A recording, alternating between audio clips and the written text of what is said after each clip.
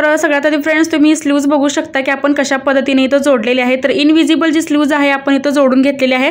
तर ही जी शिलाई आहे तुम्हाला अजिबात बाहेर दिसत नाही, पूर्ण लॉक होऊन जाते। आणि हे आपल्याला फक्त ब्रॉकेटच्या ब्लाउजलाच करायचं आहे, कारण ब्रॉकेटचे जे ब्लाउज असतात तर त्याचं जे कापड असतं तर ते एकदम ताट असतं आणि त्याचे जे छोटे छोटे धागे असतात तर ते काय होतं की पूर्ण आपल्या स्लीव्जला राऊंडला किंवा काकेमध्ये आपल्याला ब्लाउज घातल्यानंतर टोचतात। तर त्यावेळी आपण अशा पद्धतीने जे आहे स्लीव्ज जोडून घ्यायचे आहे, ब्लाउजला अगदी व्यवस्थित बसते आणि फिनिशिंग सुद्धा स्लीव्जचं एकदम छान येतं, परफेक्ट बसते स्लीव्ज घातल्यानंतर सुद्धा। तर आता आपण एका साईडची जी स्लीव्ज आहे तर ती जोडून घेतलेली आहे। तर आता आपण जोडणार आहोत आपल्या दुसऱ्या साईडची स्लीव्ज। तर इथं बघा एकदम प्रॉपर असं आपण मेन कापड आणि अस्तर जे आहे कट करून घ्यायचं आहे। तर अस्तरच्या मापानुसार आपल्याला जे आपलं मेन कापड आहे तर ते पूर्ण इथं कटिंग करून घ्यायचं। तर कुठेही आपल्याला एक्स्ट्रा ठेवायचं नाही आणि मेन म्हणजे आपल्याला अस्तर आणि कापड जे आहे आपलं मेन तर ते जोडून घ्यायचं नाही, तर ते आपल्याला सेपरेट ठेवायचं आहे।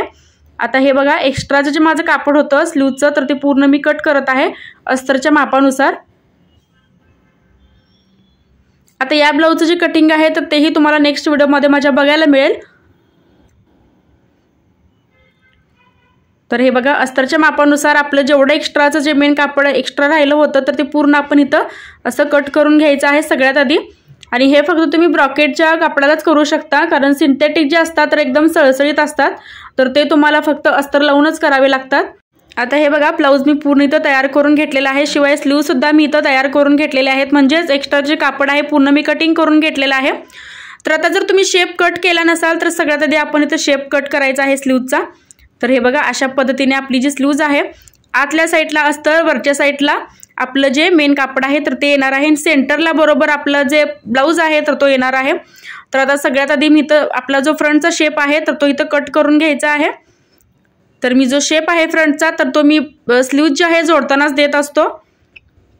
तर स्लीव्ज कटिंगच्या वेळी तो जो शेप आहे तर मी तो देत नाही, आपण ज्यावेळी स्लीव्ज जोडतो तर त्यावेळेस तो शेप आहे तर मी तो कटिंग करत असतो। तर आता सगळ्यात आधी आपण इथं सेंटरला पॉईंट काढलेला आहे, जिथून आपण स्लीव्ज जोडायला स्टार्ट करणार आहोत तो सेंटर पॉईंट आपण इथं काढलेला आहे।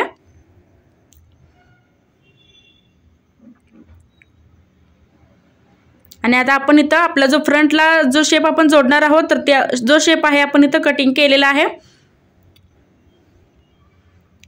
आता हे बघू शकता मी कशा पद्धतीने हे ठेवलेलं आहे। वरच्या साईडला आपला जो मेन पीस आहे तर तो उलटा ठेवलेला आहे आणि आतल्या साईडला सगळ्यात खाली मी घेतलेला आहे आपलं अस्तर, सेंटरला आपलं ब्लाउज आहे। आणि ज्यावेळी आपण हे स्लीव्ज जे आहे जोडतो तर त्यावेळी तिन्ही जे पार्ट आहे तर ते आपण एक लेवलमध्ये करूनच जोडायचे आहेत।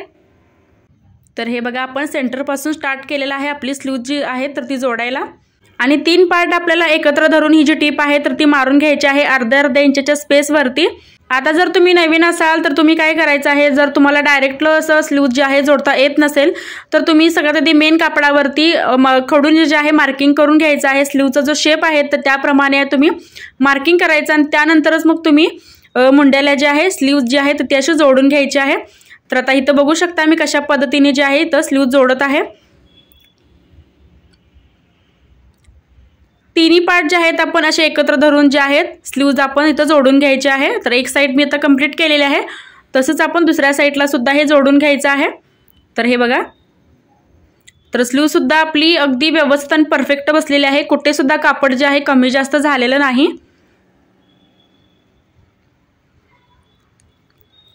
आणि कधीही स्लीव्ज जोडताना ती आपल्याला सेंटरपासूनच जोडायची आहे। तर तुम्ही एका साईडने जर जोडलात तर स्लीव्हचा शेप सुद्धा बिघडतो आणि एका साईडला जास्त होण्याची शक्यता असते। तर त्यामुळे कधीही तुम्ही नॉर्मल जरी स्लीव्ज जोडत असाल तर ती तुम्ही स्लीव्ज जी आहे सेंटरपासूनच लावायला जे आहे चालू करायची आहे। तर आता हे बघा दोन्ही साईड मी अशा कंप्लीट केलेल्या आहेत आणि त्याच्यानंतर आपण ह्याला देणार आहोत छोटे छोटे कट्स। तर कट्स हे नेहमी आपल्याला द्यायचे आहेत, कारण व्यवस्थित स्लीव्हचा जो शेप आहे तर तो येतो। आणि अनेक लक्षात आपल्याला ठेवायचं आहे की ज्यावेळी आपण ही टीप मारत असतो तर ती जी टीप आहे आपल्याला एकदम बारीक करायची आहे, जेणेकरून आपल्याला डबल टीप मारायला लागू नये, कारण यावरती आपण परत टीप मारू नाही शकत एकदा लॉक केल्यानंतर। तर त्यामुळे शिवतानाच आपण जी टीप आहे एकदम बारीक ठेवायची आहे। तर आता हे बघा अगदी आपलं परफेक्ट जी स्लीव्ज आहे तर ते आपण अशी जॉईंट केलेली आहे। आता जितके आपल्याला हात उंची ठेवायचे आहे तिथे आपण हे मार्किंग करायचं आहे आणि अस्तराने आपलं जे मेन कापड आहे तर ते असं दाखवल्याप्रमाणे आपण फोल्ड करून घ्यायचं आहे आणि त्याच्यावरती आपण दाबटीप मारून घ्यायची। तर ज्यावेळी आपण ही टीप मारत असतो तर त्यावेळी जे आपलं शोल्डरचं कापड असतं, स्लीव्ज असते, तर ती अशी व्यवस्थित करून मग त्याच्यावरती आपण दाबटीप मारून घ्यायची आहे, कारण अस्तर आणि कापड जे आहे लूज पडू नये यासाठी आपण हे असं शोल्डरवरती आपण एक हात ठेवून इथं टीप मारून घ्यायची आहे बॉटमला। तर आता हे बघा दोन्ही आपल्या ज्या स्लीव्ज आहेत तर त्या अशा रेडी झालेल्या आहेत। तर आता आपण मग मोजून घेऊयात। तर दोन्ही स्लीव्ज आपल्या अगदी परफेक्ट झालेले आहेत।